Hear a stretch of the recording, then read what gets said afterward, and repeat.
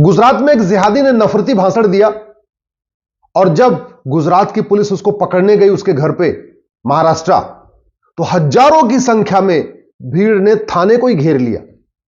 Police के पसीने छूट गए, हजारों पुलिस वाले लगे दिन भर कोशिश किए उस जिहादी को वापस गुजरात ले जाने के लिए, लेकिन ले नहीं जा पाए। रात में ले गए हैं और वो भी तब जब उस जिहादी ने भीड़ से कहा कि चले जाओ, हमें पुलिस के साथ जाने दो। नहीं तो पुलिस की हिम्मत नहीं पड़ रही थी उस जिहादी को अपने साथ लेके जाए। पहली बात तो ये कि ये जिहादी इतनी नफरती भाषण देते क्यों हैं? बंगाल में भी देते हैं, केरल में भी देते हैं, आंध्रा में भी देते हैं, तमिलनाडु में भी देते हैं, तेलंगाना में भी देते हैं। चलो ये बात समझ में आती है, बंगाल, केरल, आंध्रा, तेलंगाना, तमिलनाडु में बीजेपी की सरकार नहीं। लेकिन ये जिहादी तो यूपी, उत्तर प्रदेश में भी भाषण देते हैं। अभी कुछ दिन पहले बरेली में भाषण दिया है। महाराष्ट्र में भी जिहादी भाषण देते हैं, नफरती भाषण देते हैं। महाराष्ट्र में भी गुजरात में भी नफरती भाषण देते हैं, हरियाणा में भी नफरती भाषण देते हैं, देश की राजधानी दिल्ली में नफरती भाषण देते हैं, हिमाचल में भी देते हैं। ऐसा कौन सा ऐसा राज्य है जहां ये जिहादी नफरती भाषण नहीं देते? और इन राज्यों में इसलिए मैं नाम लिया मैंने क्योंकि इन राज्यों में बीजेपी की सरकार है। अब सवाल यह भी बनता है, ये जिहादी चीन में नफरती भाषण क्यों नहीं देते? सिंगापुर में नफरती भाषण क्यों नहीं देते? जापान में क्यों नहीं देते? कोरिया में क्यों नहीं देते? रहते तो वहां भी है। चलो मान लिया वहां मुस्लिम्स बहुत कम है, आखिर ये जिहादी दुबई में नफरती भाषण क्यों नहीं देते जहां बहुसंख्यक है? ये जिहादी अरब में नफरती भाषण क्यों नहीं देते? वहां तो पूरा सारे मुस्लिम्स ही। मैं बार बार कहता हूं, सठे साठ्यम समाचरित, लोहा लोहे को काटता है, भय बिन होय न प्रीत, ये भगवान श्री राम ने कहा है। हाँ, भगवान श्री राम को मानते तो हैं, उनकी पूजा तो करते हैं, लेकिन भय बिन होय न प्रीत, उनकी इस बात को इंप्लीमेंट नहीं करते। हम भगवान कृष्ण को मानते हैं, विदुर को मानते हैं, लेकिन विदुर जी ने कहा सठे साठ्यम समाचरित, इसको इंप्लीमेंट नहीं करते। याद रखिए, नेताओं के भाषण से, अभिनेताओं के फिल्म बनाने से, सीरियल बनाने से, या धर्म गुरुओं की कथा करने से, राम कथा करने से या भगवत कथा करने से जिहाद खत्म नहीं होगा, मजहबी उन्माद खत्म नहीं होगा। मंदिर बनाने से भी जिहाद खत्म नहीं होगा, मजहबी उन्माद खत्म नहीं होगा। मठ बनाने से भी जिहाद खत्म नहीं होगा, मजहबी उन्माद खत्म नहीं होगा। ट्विटर पे और सोशल मीडिया में वीडियो शेयर करने से जिहाद मजहबी उन्माद खत्म नहीं होगा। कैंडल मार्च करने से जिहाद मजहबी उन्माद खत्म नहीं होगा। और आप वैसे भी देख लीजिए, पूरे देश में जहां बीजेपी की सरकार है, जिन राज्यों में, वहां पे भी मजहबी उन्माद हो रहा है, वहां पे भी घुसपैठ हो रही है, वहां पे भी धर्मांतरण हो रहा है, वहां भी नफरती नारे लगते हैं, और जहां बीजेपी की सरकार नहीं है वहां पे भी। इसका मतलब समस्या कुछ और है, इसका इलाज कुछ और है। और मानव निर्मित जितनी समस्याएं हैं वो कोई भी लाइलाज नहीं होती हैं। अगर इंसान के द्वारा बनाई गई कोई समस्या है और वो ठीक नहीं हो रही है, इसका मतलब उसकी ठीक से दवाई नहीं हो रही है। मैंने उदाहरण दिया, चीन में ऐसी समस्या नहीं है जो भारत में है, जापान में ऐसी समस्या नहीं है, भारत में है। मैं तत्काल रिक्वेस्ट करता हूं, आप लोग दल गुलामी छोड़ दीजिए। आज के नेता, आज के अभिनेता, आज के लेखक, आज के बुद्धिजीवी, आज के पत्रकार, आज के एंकर, आज के कलाकार, आज के महामंडलेश्वर, आज के शंकराचार्य, आज के कथावाचक 25 साल के बाद आपके बच्चों को बचाने नहीं आएंगे। लेकिन मैं गारंटी के साथ कहता हूं, जिन कानूनों की बात मैं कर रहा हूं, अगर इसको आज बना दिया जाएगा, 25 साल के बाद आपके बच्चे भी ठीक रहेंगे, 50 साल के बाद आपके बच्चों के बच्चे भी सुरक्षित रहेंगे, 100 साल के बाद आपकी जो जितनी जनरेशन है सब सुरक्षित रहेगी। भारत को बचाना चाहते हैं तो दल गुलामी छोड़िए। फेसबुक पे 5000 मित्र बनाइए, 5000 फ्रेंड बनाइए फेसबुक पे। देश भर के लोगों को अपने फेसबुक पे जोड़िए और वहां कड़वी सच्चाई लिखना शुरू करिए, सही बातों को लिखना शुरू करिए, जो वीडियो सही हो उसको शेयर करना शुरू करिए। अगर जिहाद मजहबी उन्माद खत्म करना है, तत्काल विशेष दर्जा खत्म करना पड़ेगा। अल्पसंख्यक बहुसंख्यक का जो खेल चल रहा है इसको बंद करना पड़ेगा। भारत में कोई अल्पसंख्यक नहीं, कोई बहुसंख्यक नहीं। अगर जिहाद मजहबी उन्माद को रोकना है, तत्काल जितने पर्सनल लॉ है इनको खत्म करना पड़ेगा, क्रिश्चियन मैरिज एक्ट खत्म करना पड़ेगा, पारसी मैरिज एक्ट खत्म करना पड़ेगा, शरीयत एक्ट 1937 वाला खत्म करना पड़ेगा, समान नागरिक संहिता लागू करनी पड़ेगी और समान नागरिक संहिता में ही एक चैप्टर जनसंख्या नियंत्रण का भी डालना पड़ेगा।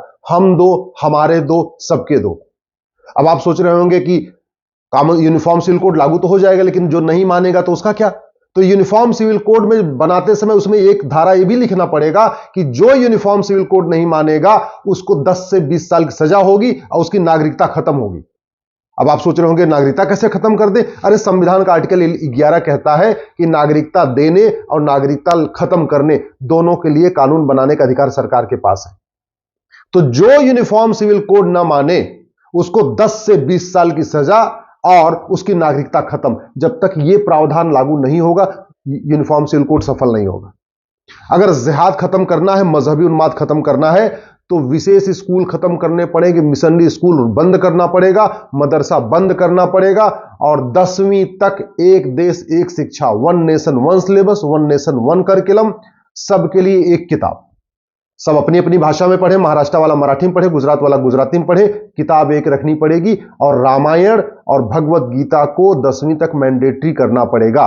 रामायण और भगवत गीता रिलीजियस बुक नहीं है, धार्मिक किताब है और धार्मिक किताब पढ़ाने में कोई रोक नहीं है। हमारा संविधान धार्मिक पुस्तक को नहीं पढ़ाने पर रोक लगाता है, वो रिलीजियस बुक को लगाता है। बाइबल और कुरान रिलीजियस किताब, रिलीजियस बुक है। भगवत गीता और रामायण, वेद और पुराण ये धार्मिक पुस्तकें हैं। धर्म और रिलीजन में अंतर होता है। अगर मजहबी उन्माद रोकना है तो तत्काल एक देश एक दंड संहिता लागू करना पड़ेगा, यानी घुसपैठ नियंत्रण, धर्मांतरण नियंत्रण। इसके लिए अलग से कानून की जरूरत नहीं है। One nation one penal code, घूसखोरी, जमाखोरी, मिलावटखोरी, कालाबाजारी, नशा तस्करी, मानव तस्करी, सोना तस्करी, कट्टरवाद, जिहाद, मजहबी उन्माद, पत्थरबाजी, घुसपैठ, धर्मांतरण, इन सब के लिए एक ही किताब लागू करना पड़ेगा। अलग अलग किताब चलेगी, कभी भी न धर्मांतरण रुकेगा न घुसपैठ रुकेगा। और एक बात और, जो घुसपैठ करे 100% प्रॉपर्टी जब्त और आजीवन कारावास फांसी। जो धर्मांतरण कराए 100% प्रॉपर्टी जब्त, आजीवन कारावास या फांसी। जिसको फांसी हो जाए तो अच्छा है, जहां आजीवन कारावास दिया जाए वहां उसकी नागरिकता खत्म जरूर किया जाए। सठे साठ्यम समाचरित, लोहा लोहे को काटता है। अगर जिहाद रोकना है, मजहबी उन्माद रोकना है, तत्काल पुलिस रिफॉर्म करना पड़ेगा। One nation one police code लागू करना पड़ेगा। 1861 के पुलिस एक्ट के कारण पुलिस सत्ता के गुलाम है, राज्य सरकार के इशारे पे काम करती है। वो केरल में देखती रहती है जिहादी नफरती भाषण दे रहे हैं फिर भी शांत रहती है। बंगाल में देखती रहती है जिहादी नफरती भाषण दे रहे हैं फिर भी शांत रहती है। चलो गुजरात की पुलिस तो गई क्योंकि वहां बीजेपी की सरकार थी। महाराष्ट्र की पुलिस फिर भी काम करती है, बीजेपी की सरकार है। यूपी की पुलिस काम करती है फिर भी बीजेपी की सरकार है। तो अल्टीमेटली पुलिस सत्ता के इशारे पे काम करती है। अब पूरे देश में हर राज्य में तो तत्काल बीजेपी की सरकार लाना मुश्किल है, तो तरीका क्या है कि पुलिस एक्ट ऐसा बना दिया जाए, one nation one police act, कि पुलिस सत्ता के इशारे पे काम न करे बल्कि अपराधियों की कमर तोड़ने के लिए काम करे। अगर जिहाद रोकना है, मजहबी उन्माद रोकना है, भारत में जुडिशियल रिफॉर्म करना पड़ेगा, जस्टिस विद इन ईयर लागू करना पड़ेगा। याद रखिए, दंड कठोर हो और सजा जल्दी मिलती है तो अपराध नियंत्रण होता है। अब पता चला कानून भी घटिया है और सजा भी 30 साल 40 साल बाद मिलती है और कईयों को तो मिलती नहीं है। भाई छोटे ओवैसी ने बोला ना 15 मिनट के लिए पुलिस हटा लो, हिंदुस्तान से हिंदुओं को खत्म कर दूंगा। क्या हुआ? कुछ हुआ? कुछ नहीं हुआ। वो विधानसभा में बैठा हुआ है। इतना घटिया कानून जब तक चलेगा नफरती माहौल खत्म नहीं होगा, जिहाद खत्म नहीं होगा, मजहबी उन्माद खत्म नहीं होगा। इसलिए मैं कह रहा हूं, दल गुलामी छोड़िए, कठोर कानून की मांग करिए। जिहाद मजहबी उन्माद खत्म करना पड़ेगा। खत्म करना है तो तत्काल आपको जनसंख्या के खिलाफ कठोर कानून, धर्मांतरण के खिलाफ कठोर कानून, घुसपैठ के खिलाफ कठोर कानून लागू करना पड़ेगा। बुलडोजर चलाने की जरूरत नहीं है।